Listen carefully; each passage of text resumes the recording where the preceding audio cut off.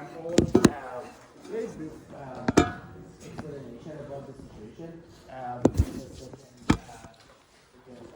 Newton's law.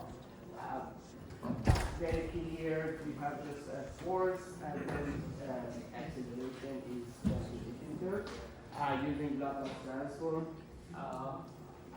I think it's very clear what happening there based on the Laplace transform we learned so far. And then x of s, which is the Laplace trajectory of the movement of this mass, is coming from this equation. The part that is good to start thinking about that and considering is that the solution or the result or the answer has two parts. One which is coming from f of s and two which is coming from Initial conditions. initial conditions. So this one is called forced response, you know, and this one is initial condition response. When we are talking about control system, we are talking about performance, if the system is stable, of course. Performance is two things mainly. One, you say, steady state, how good, how well the system can follow the input. And two, somebody said, stability is first thing. After stability, we consider two things in terms of performance. One, steady state, and two, speed. Speed of the system to reach the input, right? Or to follow the input, right? So, a steady state part is relevant to this part because this is the first one and always simple. Initial condition usually determines the speed of the system. Initial condition means how fast the system is going and reaching the value. So these two parts, right?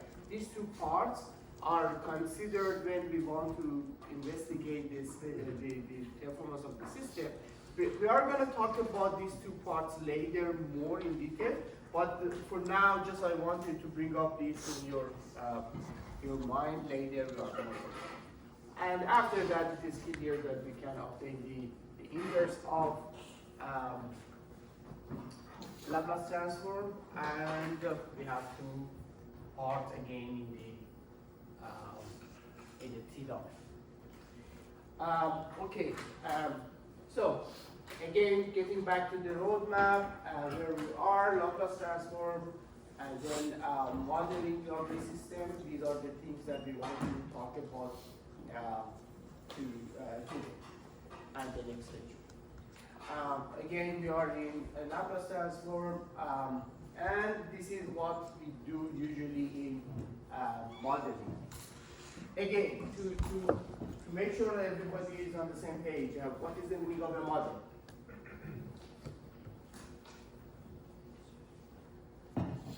Yes?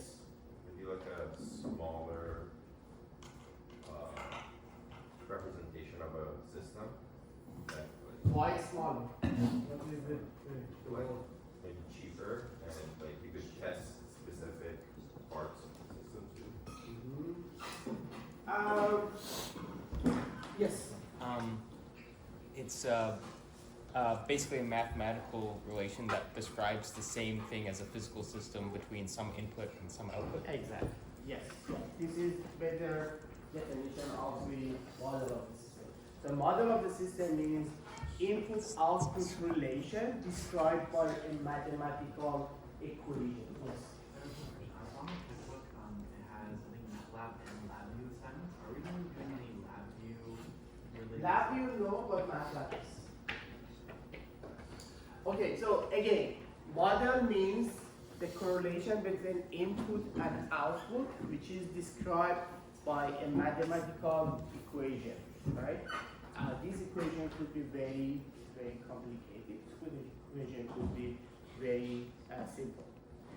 The point that which is very important to know is that one of the difficult parts or tasks in code control area is modeling. And we don't talk about and touch that part that much in this course because we assume that model is already obtained, given to us, and from that point we start working on it. Why modeling is very important and difficult. Importance is clear because if we want to describe the input-output correlation and investigate the performance of the system, to see if we have a specific input, what would be the output, we need a model. It is key. And how we can obtain this model? There are different ways of obtaining a model. One is physical principles and laws that we have. Second, Newton's law, Kirchhoff, KCL, and KVL, right? Lots of other equations that we have in different systems, electrical, mechanical, electrochemical, I don't know, thermodynamics. Different areas have their own physics principles and laws. Based on that, we obtain usually model of the system. If it is describable with those models, with those principles. Okay. If I have an RCL circuit, yes, it is possible. But if I have a complicated model, which is a combination of lots of other things, let's say human body, if you want to simulate, for example, one specific function or behavior in human body, for example, brain, actuators, this is not possible easily. It needs lots of efforts and very lot of jobs. So for those systems that it is not possible to discard input-output with a mathematical model, we have different ways. Any idea? We talked about that before. Machine One learning. of them is Machine learning. machine learning. We call it black box. Right? We have a box. We have a model inside that, but this model is not based on the physical principles that we taught. It's not based on Newton's law. It's not based on KCL, KVL, thermodynamics law. It's based on just the observation of input-output correlation and find a model for it. Okay? We have combination of model-based, based on the physical, and also kind of empirical, as I talked about.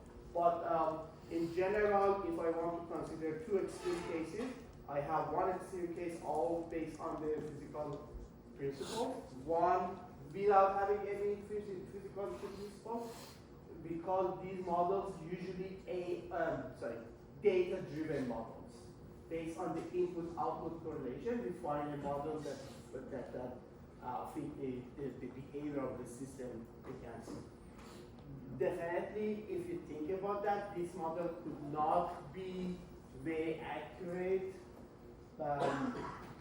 Sometimes, let's say, because of some dynamics that they are not considered in the modeling of the system.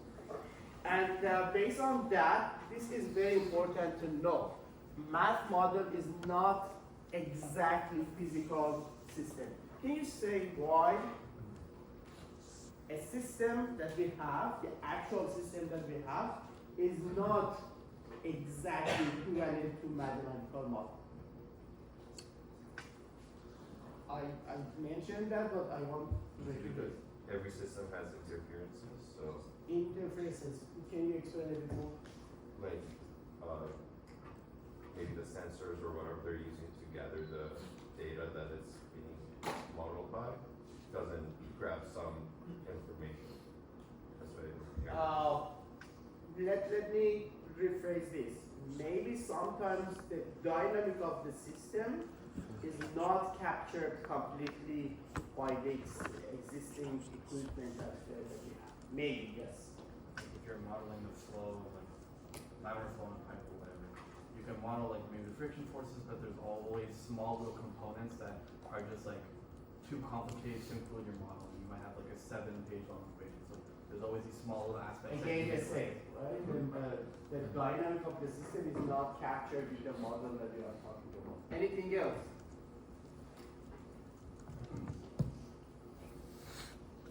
other issue in modeling of the system. Maybe there are lots of things that we don't consider. For example, by the time the system is changing. For example, consider a resistor in the circuit, and by the time when the resistor is in the circuit, the resistance of resistor can change. Why? Because of the chemical property. Another thing, when a resistor is getting hot, the resistance is going to be changing. So it can affect on the performance of the system. This is a very simple example. Then we have friction, for example. Friction can affect on the performance of the system. Right? Lots of other issues. Hysteresis. We have hysteresis. We consider, for example, again, the induction in an inductor, induction flux in there correlated to current.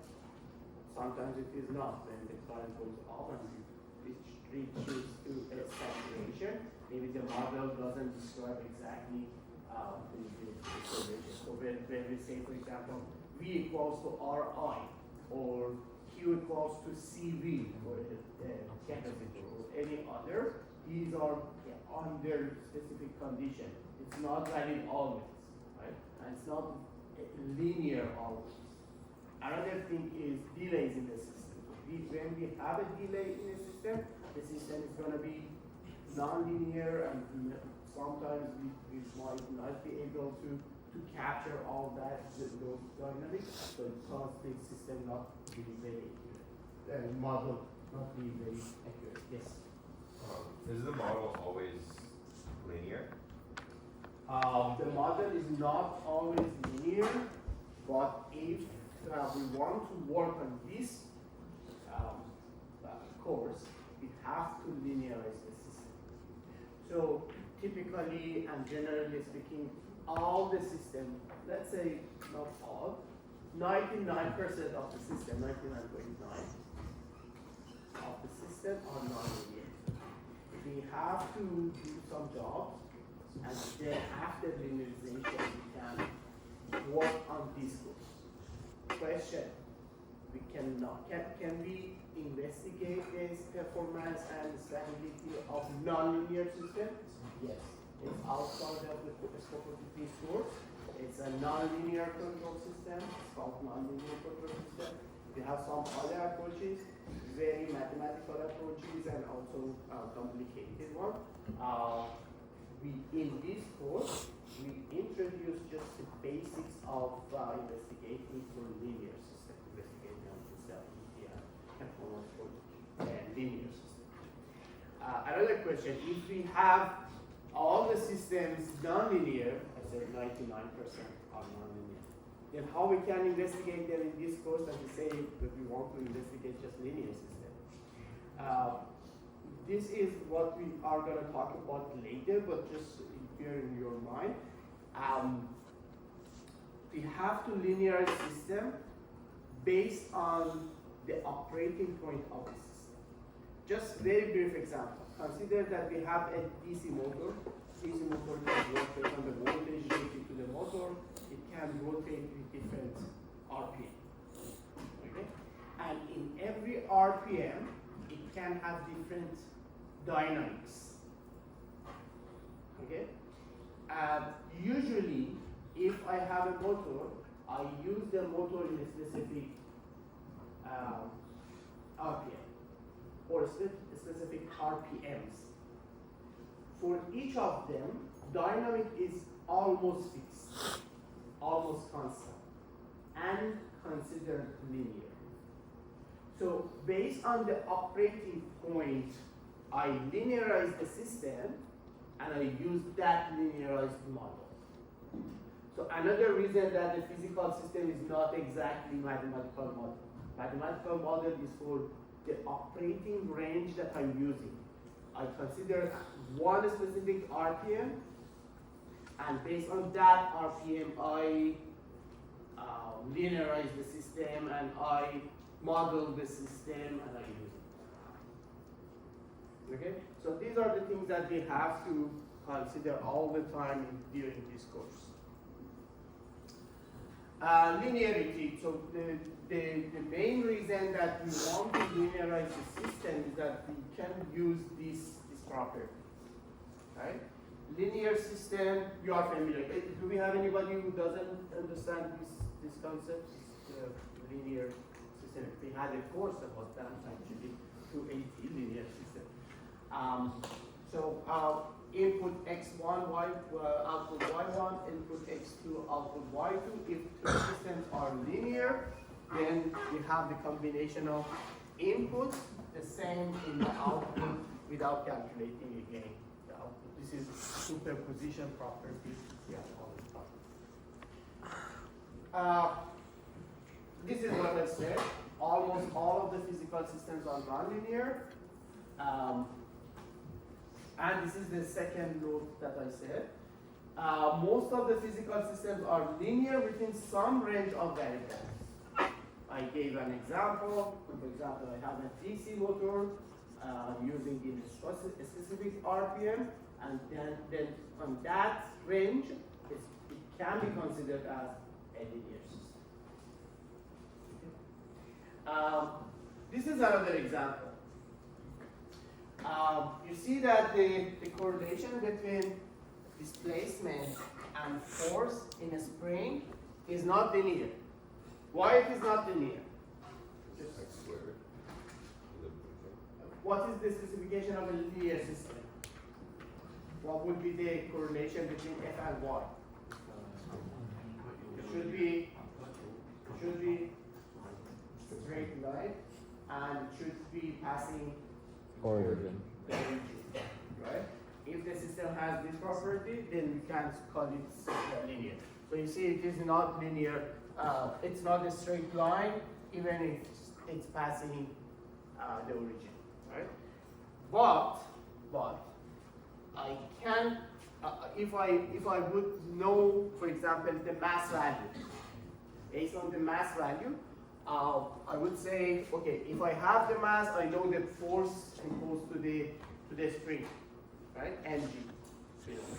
And Mg sends a system in a specific one of the points in this line. Because this line shows all the forces and the correlation between the displacement. But if I have M, I know where I am. That means I know F0.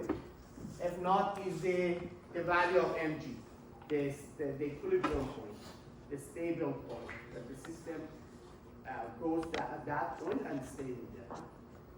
And in that point, maybe I have some fluctuation, some changes. What I'm trying to say is that this is the operating point.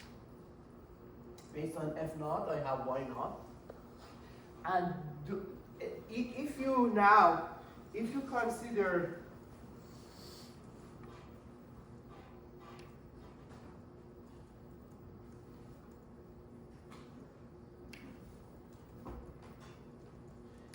now you consider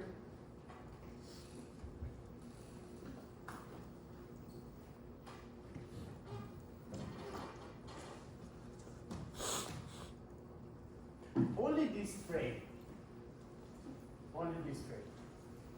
where the origin of this frame is in the middle, right? It says it is linear.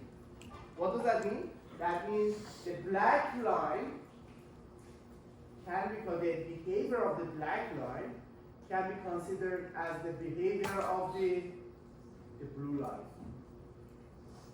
right? Because they already match to each other. Maybe you see some deviation from each other, very small deviation, but a very good approximation, I can say the behavior of the black line is the same as the behavior of the blue line. This is called linearization, right? Around an operating point that I'm interested in the behavior of the system around that point, right? Instead of x squared, I consider a straight line at that point. And let's say I model the behavior of the system with a straight line. Yes. How do you judge how wide your scope would be? That's a very good question. Yeah, we have to know that. If we don't know that, then it would be difficult. Maybe the model is not good. Yeah, if the behavior of, if the system is fluctuating in this area, I would say maybe it is not good. Why? Because you see the deviation in here. You see the deviation in here.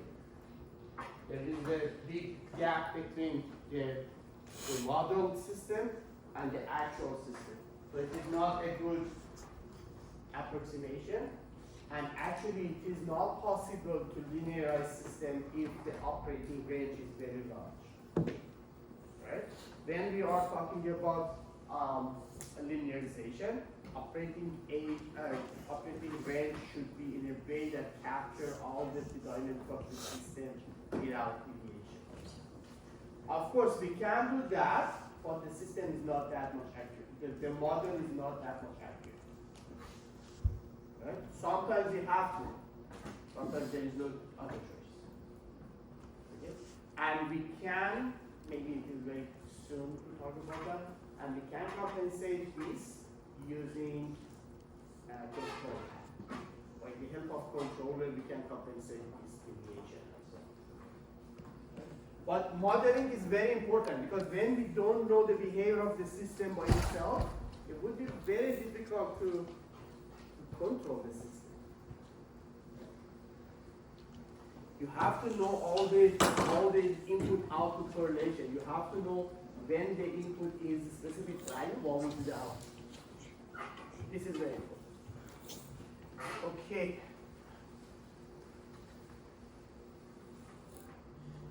So the topic that I'm talking in here at the beginning are very important topics actually.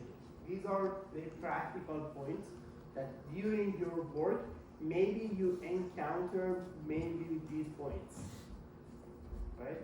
When you want to linearize the system or why you have to consider a linear model for the system practically. You don't see these topics anymore anywhere, but you use it a lot in practice, right? But we have lots of other mathematical topics we'll see later. These are the very classic ones. These are the tricky points, actually. Another one, FNG. You have seen this a lot, I think, in physics, problems in physics. And the equation that correlate T, tension, and theta is this equation. L is the length and so on. So is it a linear equation? Of course not. The equation shows that it is not linear. It's following a sinusoidal. That means T is not linearly correlated to theta. Is it clear? T is not correlated linearly with theta. Okay? However, again, if I look at just graphically the behavior of T and theta, I can say with a very good approximation, maybe this is the area that if the system is operating in this range, I can consider this as a linear line having the origin. Okay?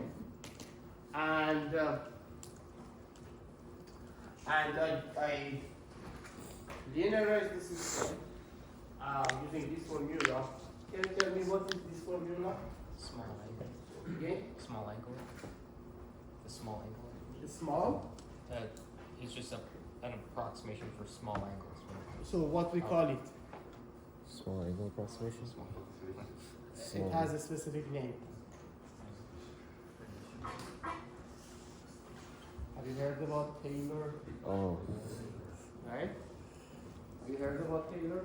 Taylor, a very pure mathematical problem. Maybe at that point you said, what is the point of this equation? Or why you are learning? But it is hugely very applicable equation. that we use it usually for linearizing system. When we have a model, we use this Taylor equation or expansion a lot in our calculation.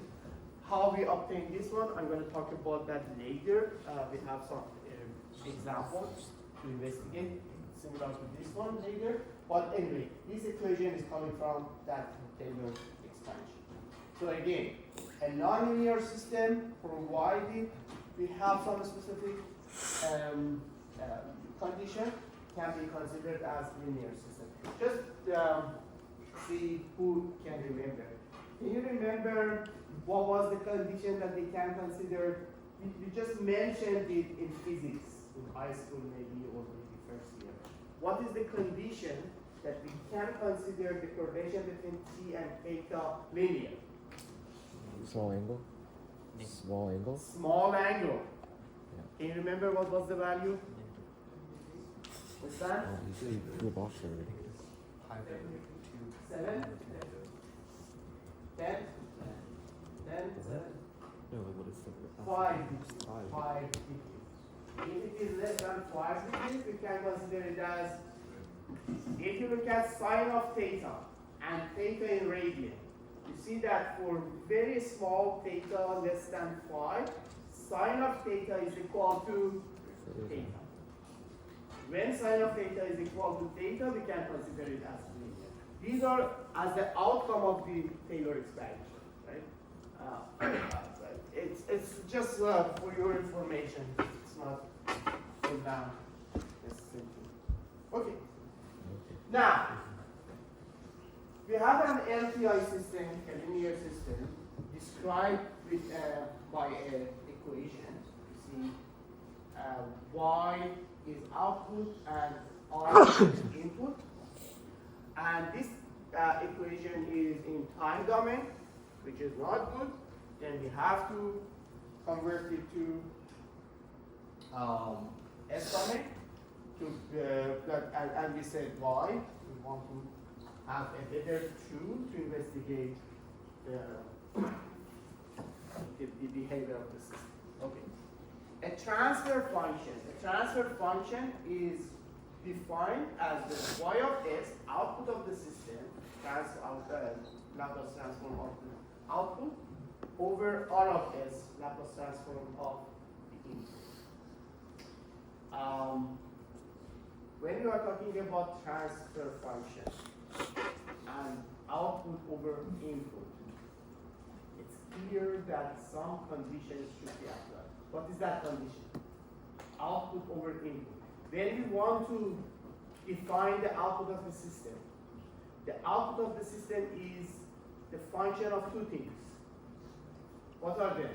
Number one, you see in here, input. Number two, initial condition. That means two parts are in there. Initial conditions and input. If I have initial condition, then I cannot obtain this G of S. G of S is just Y output over R input. That means transfer function is defined when initial conditions are 0. So we consider all the initial conditions as 0 and then obtain transfer function. Okay? Y of S over R of S. And then if we have this, you see that how easily we can correlate input output to each other with just very simple math. Multiplication. Y of S equals to G of S times R of S. Depends which one we have, we can obtain that. Okay. And practically, we see that when we obtain G of S, output over input, G of S has this format. So we see this format throughout the course from maybe next week to the end of the course. All the dynamic of the system is captured by this, which is transfer function. So we have two polynomials in the denominator and numerator, mainly we work with denominator. For stability, for performance, mainly we deal with denominator. You see that the degree or order of denominator is n, order of numerator is m. And for a proper system, for most of the practical system, n is larger than m. We call it proper system. If n is larger than m, we call it strictly proper. If it is equal proper, and if it is not larger, then it is called non-proper system. Let me go back to the previous page in here to understand where this n and m coming from. You see the top one in here. Y is shown with the highest derivative with the degree of n. The n we have for y. And for r, we have n. Mth derivative of r and nth derivative of y. Okay? And then in here, we have m and n. So these are, you see, m and n. And remember that this is y of s over r of s. So now you see what happened. S to the power of n is multiplied by y of s. When we have s to the power of n multiplied by y of s, what does that mean? In time domain. We talked about that in Laplace transform. S to the power of n times y is equivalent to The t differential. nth derivative of y. Can you remember or no?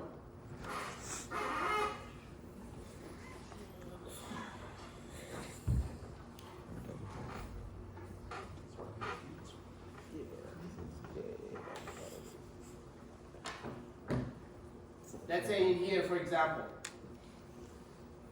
we had d2y and here we have s2y. If I had d3y, then I had s3. Right? The same happened in here. So it is as a result of that actually.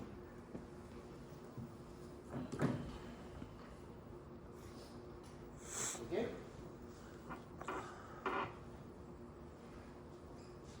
So these n and m are very important. The order of system is called n. Order of the system is the highest order of highest degree of s in the denominator. Remember. When we say we have a second order system, what does that mean? Denominator has maximum s squared in the transfer function. Okay? So n is the order of the system.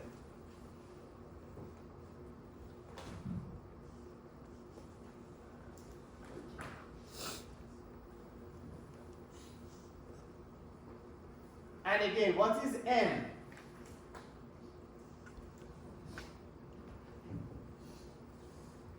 N is the highest degree of derivative for output. Okay. Any question about this one? Everybody understood?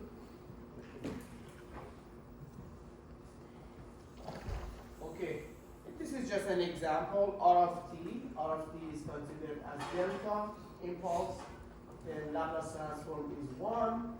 And then gt is obtained. what we call GT in this situation, if input is impulse, output is considered as impulse response. We had another name for impulse response. What was that name?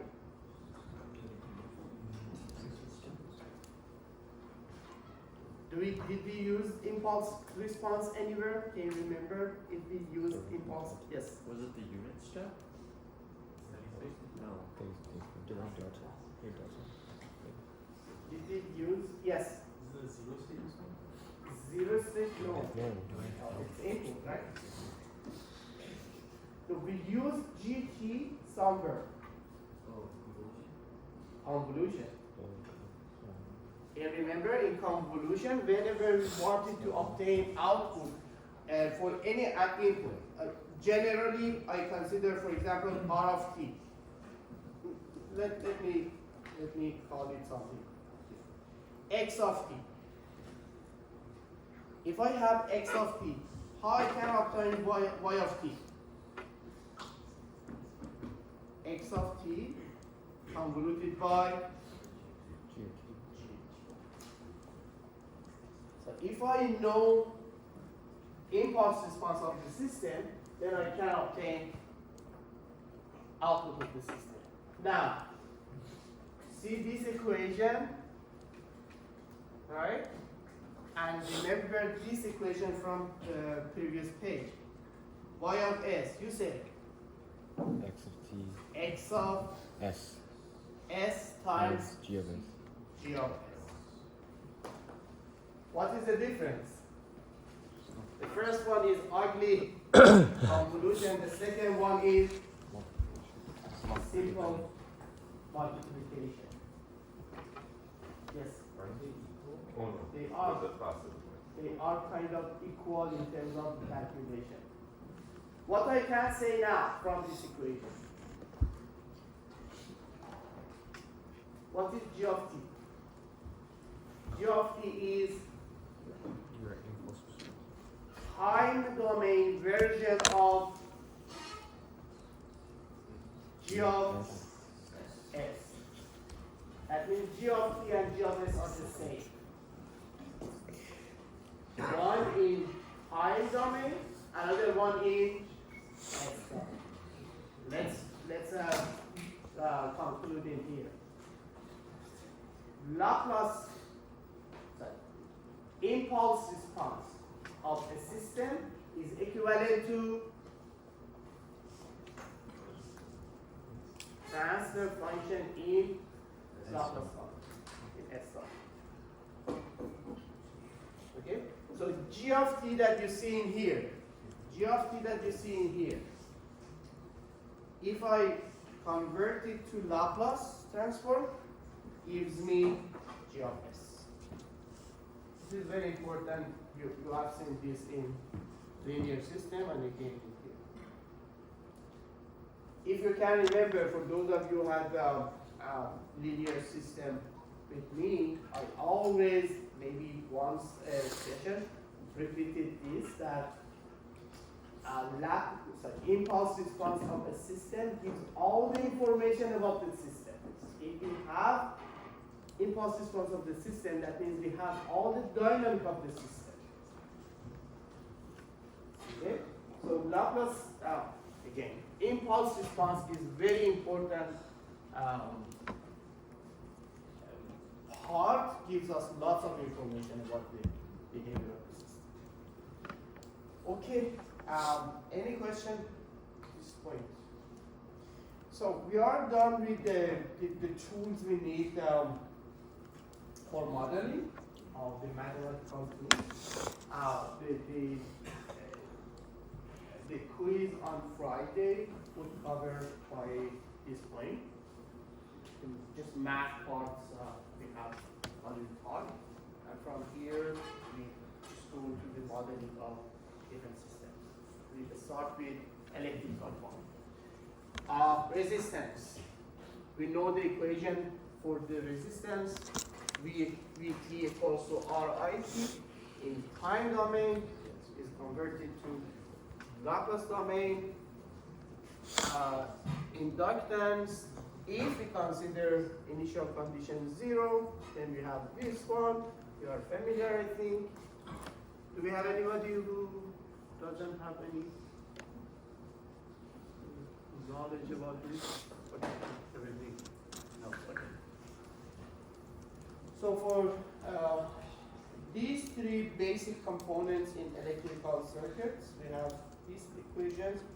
You have to know them, actually. And now we can use them. Now we have a circuit with 2 resistance and 1 capacitor. I think everybody knows how to write Kirchhoff voltage law or current law, and here voltage. Any question about this? This is just the application of Laplace transform to obtain the system in S domain. Any question?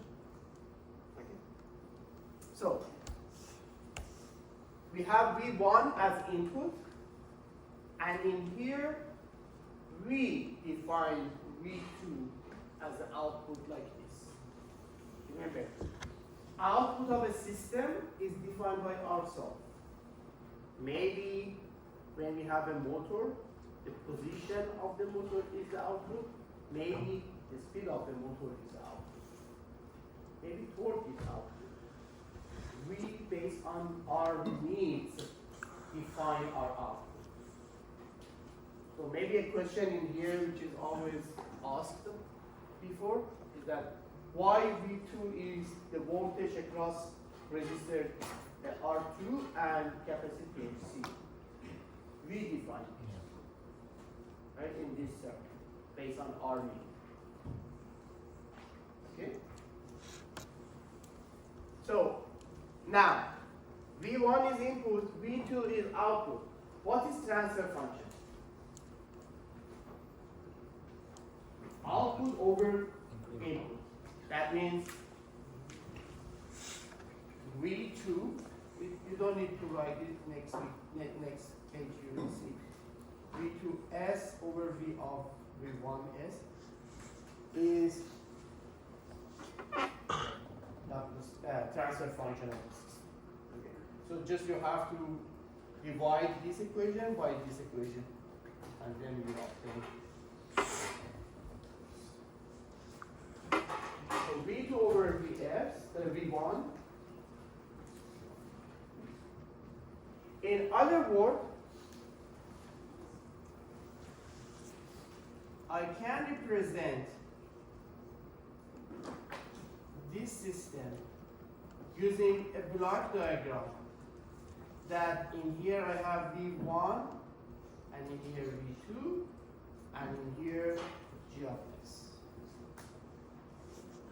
So in control, after modeling, after doing math and obtaining Laplace transform, we work with this. So maybe from next week, you don't see any motor, any resistor, any mechanical system, anything like that. You see just this. And maybe at that point, if you don't understand this correlation, this relation, maybe it's going to be confusing. What is this? Why we have this amount of math? It's not just math. This is coming from the modeling of the system. Imagine mathematical model describing the system.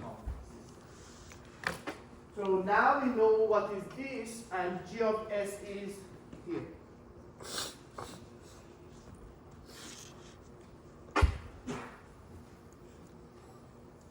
And it says first order system. Why it is first order system? Yes. Because the maximum value of the S.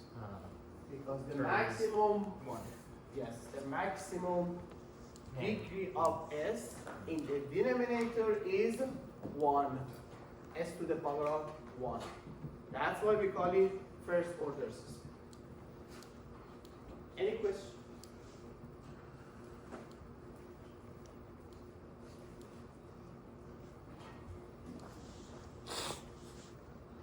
Another example. This is actually the same, right? same with another modern approach, impedance method. Yeah. But the result is the same. It obtained firstly the impedance and then obtained. So in here we wrote the equation in time domain and then converted to S domain. The equations are converted to S domain. Another approach is in here, just a matter of explanation to make sure everybody. So this is impedance method. What does that mean? That means we obtain S domain of this, S domain of this, and S domain of this. You know the S domain and time domain of R is the same. Why? Why they are the same? Is it constant? Because it is constant. It doesn't have any dynamic. It has always constant value. But for the for the capacitor, it is not like that. And series and parallels, you are familiar with them. And another example for op-amp. I guess everybody knows calculation in here. I don't need to explain. At the end of the day, I have this equation. G of S, ZF over ZI. What is ZF, what is ZI in there, and negative sign in. Again, what is the meaning of that? We have a log, input is VI, output is VO, here is S, this one is so an op-amp circuit can be represented in Laplace domain in this format.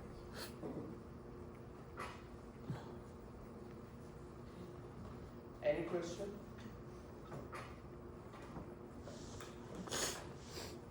So instead of Zi and Zf, now we have some values, R1 and R2C in feedback in Zf. And based on the calculation we did before, G of S is obtained. And again, the system is a first order system. And